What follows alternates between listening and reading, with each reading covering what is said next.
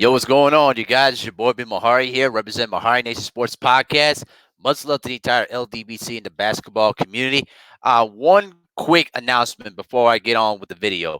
Um, I'm moving my show tonight for 8 p.m. Central Time. I'm bringing in one of my friends of mine to talk about the Last Dance documentary and reviews about episodes 3 and 4. But we're gonna do it at an earlier time. Normally it's 9 p.m. Central Time, but we're gonna do it an hour early. So tune in 8 p.m. Central Time for basketball conversations. We're going to go over episodes 3 and 4 and then possibly talk about what we're going to see in episodes 5 and 6. All right. So stay tuned for that.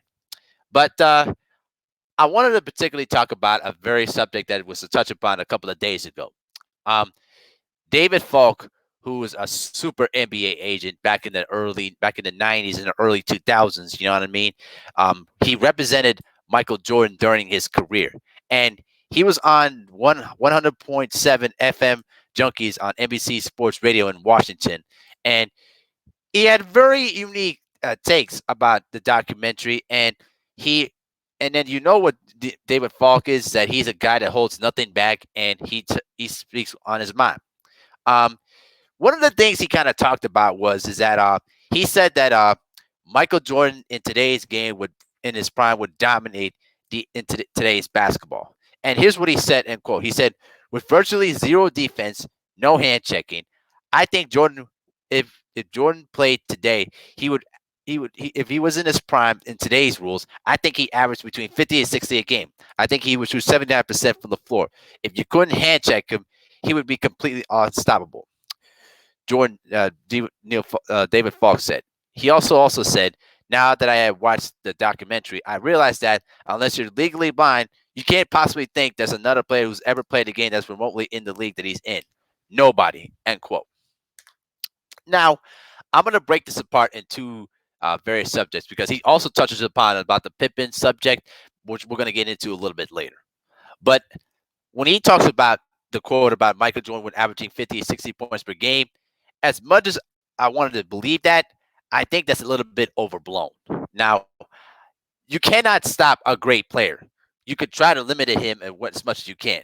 Now, I do agree that with the lack of hand checking, the lack of physicalness against backcourt players in today's basketball, yes, I would agree that Michael Jordan would have opportunities to score in different variations. But you also have to remember that he's not a center. He's not close to the basket where he could basically post up and would do hook shots or do the spin move baseline and then dunk it over you like what Shaq used to do, or you execute a sky hook like what Kareem did. But he is right on one thing. With virtually zero hand checking or with no physical defense to basically pressure the guards, he would have a field day to score whatever he wanted. Now, between 50 and 60 points per game would be a bit too much. I think, in my opinion, he would still average at least 35 to at least 35 points per game. That would be my max I would give it, because you're not going to have so many times to touch the ball and score every time, because that just is not going to happen. Now, between 75% from the floor is a little too much, because then you would have to make at least 8 out of your 11 shots, which I don't think I don't think that would be. I would think that would be just a little bit physically impossible. You would have to miss at least 4 to 5 shots a game to get at least 50 to 60, or shoot at least 75%. But he would shoot at least in the high 50s, or maybe in the in the higher 60s. That's how much I would give him, because the thing with Michael Jordan is that he was so excellent at just reading the defense and figuring out where the double team is coming from, and he would reverse outside of the double team and score efficiently. Now, when we were I was on Ticket TV's live stream last night, and one of the guys actually asked the question to another person that what is LeBron James' greatest attribute? What's skill set that he's elite at, I should say. And I answered the question and I said, well, he's good at all around things. But if you're asking what is he truly elite at in one specific area, LeBron James is not elite at a lot of different areas. He's not a consistent, shooter, even though he shoots at high percentages. But you also got to remember, he's a streaky player too, as well, that goes through streaks where he'll probably miss 10 shots in a row and maybe make his last 11. You know what I mean? That's LeBron James. Now, I will say that he is his back in his day when he was basically young and in his prime, you could say defense, but there were times when LeBron James would get scored on. You know what I mean? Um, that's really a touchy subject. While for Michael Jordan, I can answer it easily.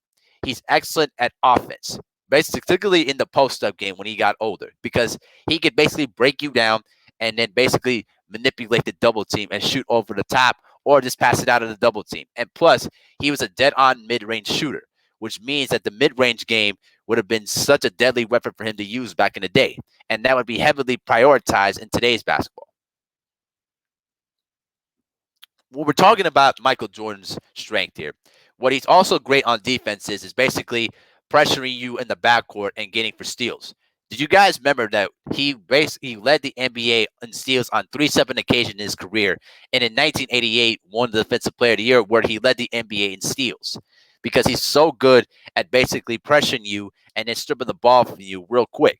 Even if you're a big guy or a fast point guard with great dribble, with great handle, Michael could time your dribble and basically take the ball away from you. It would have been easy work for him back in the day. So how would you think he would perform, against today's guards? Because with due respect to a lot of the guards, they have great handle. If you went up against a defender that can time your dribble out and not have and basically time out the variation of your dribble, you're basically a lame duck that's going to be waiting to get stripped. And Michael Jordan was so great at that. You know what I mean? I think from today's stats, I think that he would average at least 35 points per game and shoot around in the high 50s. Now, I don't know. I'm not sure that his 3-point percentage would have been increased because he wasn't a guy that prioritized 3-point shooting, even though he would go on stretches where he would shoot at a high percentage from three. Maybe he would shoot at least 40% from three. That's how much I would pretty much give him from that extent. But I think that's what I would say. I would say he would average at least 35 points per game, shooting at least in the high 50s, and maybe shooting about 40% from 3-point range. You know what I mean? That's how much I would probably give him. But David Falk did have an interesting perspective on that. You know what I mean? I think that he would have had a field day with some of the rule changes there, because remember, back in the day, there was the illegal defense where you had to basically double team the guy with the ball in his hand. You couldn't play a specific zone there, or otherwise you would get penalized for it. Now, in today's basketball, there is a little bit more leniency with zone defenses, but unfortunately, there's no prioritization of man-to-man defense. So therefore, Michael could probably gotten away with some of the openings in zone defenses in today's basketball, and probably still shoot a shot in his high percentages, and still would have get his numbers. Now, he also continued and say what also David Falk continued to say was, he said, I hope personally, and I'm sure it won't, that the doc ends talk about like, is Jordan competitive with LeBron? He's in a different league. If you don't see that with your eyes, maybe the doctor's office can help you, because you should have had an eye test. Now I'm sure that David Falk was probably, throw up some hyperbole here and there about what he was saying, but a lot of the stuff he's saying is not really a surprise, because listen, there are a lot of peers in the NBA today, and even even his own predecessors will tell you that Michael Jordan's a far complete player than LeBron James, and that's the facts. All right, considering what Michael Jordan was doing in that time, all right, his job was particularly to score. If he wanted to play point guard and play the role of being a distributor, he could. And remember, when he was playing under Doug Collins, he played the point guard position, and he was getting triple doubles. Now, I know that Michael Jordan didn't want to play the point guard position, but he was still averaging 30 points per game. He still was getting assists, and he still was getting steals. I mean, he could do pretty much everything. Now, the same could be said with LeBron James, but the problem with LeBron James is that he tries to do too much. He tries to play all five positions when he doesn't have to. There's the one thing that I always felt like with LeBron James is that there are times where LeBron sometimes will try to do everybody else's job when he doesn't have to, because he doesn't trust the guys around him to do their jobs. While Michael Jordan would allow players to listen, this is your job. You better perfect it real well, because I'm doing my part. You know what I mean? He allowed his role players to do their jobs, and he got rewarded with the championships in the process. You know what I mean? And unfortunately, when LeBron tries to do too much, particularly in his finals appearances when he has lost, you know what I mean? He tries to play point guard, small forward, power forward, center. You know what I mean? He does way too much, and he sometimes does somebody's job when he doesn't have to.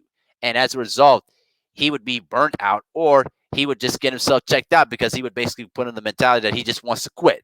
And yes, he did quit in the 2018 NBA Finals after Game 1 when J.R. Smith made the blunder mistake. You know what I mean? So I don't want to hear nothing about that. But that's just my 2 cents on that particular subject. Now, he did, Mr. Falk did talk about Scottie Pippen. Um, he mentioned the fact that Scottie Pippen has some, jealousy against Michael Jordan. Now, here's what he said, during that radio show. He said Pippen had a certain level of jealousy towards Michael. He said recently many times he thinks LeBron is a better player. Now, if you're Scottie Pippen and Michael Jordan made your career completely made your career, even if you think like that, keep it to yourself. He also said Scotty's problem, as the documentary points out in so many places after the episodes he's seen, is that he wasn't a great competitor. There were times for silly reasons, you the migraine. You think Michael Jordan would have done that unless he had his leg amputated? You know what I mean? And then also he brought up the fact that Scottie Pippen didn't about the famous flu game where basically Michael Jordan played through flu-like symptoms. He also made a comparison saying like Scottie didn't play part of that game because he had the headache. You know what I mean? And I will say this.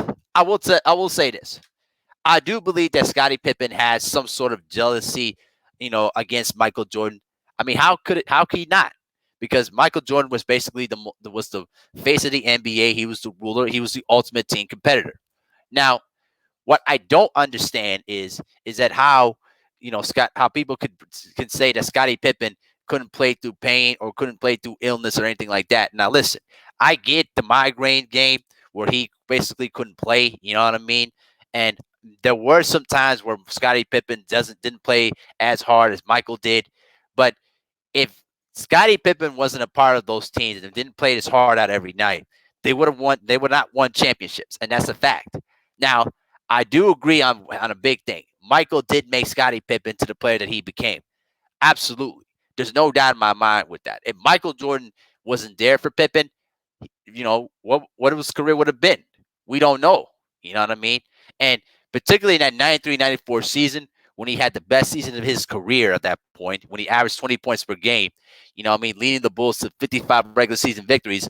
People didn't even consider that the Bulls were going to be a contender when Michael Jordan retired.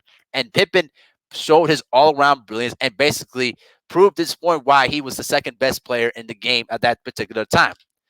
Unfortunately, he should have won MVP, and he should have won MVP over Akeem Olajuwon. Now, I'm not too mad about Akeem because Akeem actually had a way better year. You know what I mean? But Scottie Pippen should have had huge consideration for MVP. I heard that he only had like 10 first place votes in that MVP voting. I mean, that's just ridiculous. I mean, come on. Scottie Pippen carried that team during that whole year and succeeded beyond their expectations. You know what I mean? And if they didn't lose to the Knicks, and if Hugh Hollins didn't make one of the worst calls in NBA history, there's no doubt in my mind that the Bulls would have beaten the Knicks again. They definitely beat the Pacers and would have played against the Houston Rockets. You know what I mean? Now that debate is up for debate. You know what I mean? Um, I will tell you that you know Pippen made some faults of his own, as I told you guys various times, and I'm going to keep saying it again. Pippen made the terrible mistake of signing that 7-year, $18 million contract extension he signed in 1990. That's his own fault. Because listen, you could have easily signed a 1-year or 2-year deal worth at least 18 to 20 million. Then after that, you could have forced the Bulls to basically to give you a longer contract extension and give you more money out of it. And if they weren't going to give you the money that you deserve, you can go to another team and they'll give you the money that you're seeking for. You know what I mean? Because remember, Michael Jordan was basically playing under the league minimum at that time. You know what I mean? And he was making at least what $5 million a year or something like that. He was basically getting underpaid. And when Jordan became a free agent in 96, okay, he signed another 1-year deal with the Bulls. Basically, the Knicks offered him $25 million on the table during the offseason to go sign with the Knicks. And David Falk called Jerry Reinsdorf and Jerry Krause and said, listen, the Knicks are offering him $25 million. You got up to 1 hour to match the deal. And they were able to match the deal. And basically, they brought Jordan back for 1 year to at least $28 million. That's how you do business. That's how you force the organization to pay you the money that you deserve. And Pippen did not do that. So if Pippen's holding on that kind of jealousy to the fact that he wasn't getting paid what he deserved, he's entitled to carry that kind of jealousy because he should have been paid in the first place. But at the same time, that's his own fault because he should have not signed the contract extension back in 1990 and getting paid very less. You know what I mean? That's his own fault. So I do agree with David Falk on that certain extent about Pippen's jealousy against Michael. You know what I mean? Maybe there was some hyperbole into what his argument was, but he's not wrong in terms of the stuff that he's saying. You know what I mean? Between how Michael would have played in today's basketball and the jealousy that Pippen had towards Jordan. Those things are very accurate. So I hope that this documentary is opening up your eyes as to what was going on at that time and gives you a different perspective about the Bulls. You know what I mean? So I'm excited for episodes 5 and 6 of the documentary on Sunday. So we're going to learn a lot more about, the Dream Team, the 98 All-Star game, you know what I mean, when Michael and Kobe were basically playing, who's going to grab the torch and all that. So stay tuned, guys. We're going to be in for a hell of a ride for the next few episodes, guys. You know what I mean? But once again, we're going to have basketball conversations 8 p.m. Central Time tonight right here on this channel. So make sure to hit the subscribe button, hit the bell icon when we go live at 8 p.m. Central Time. But let me know what you guys think about what David Falk said. All right, y'all. Peace.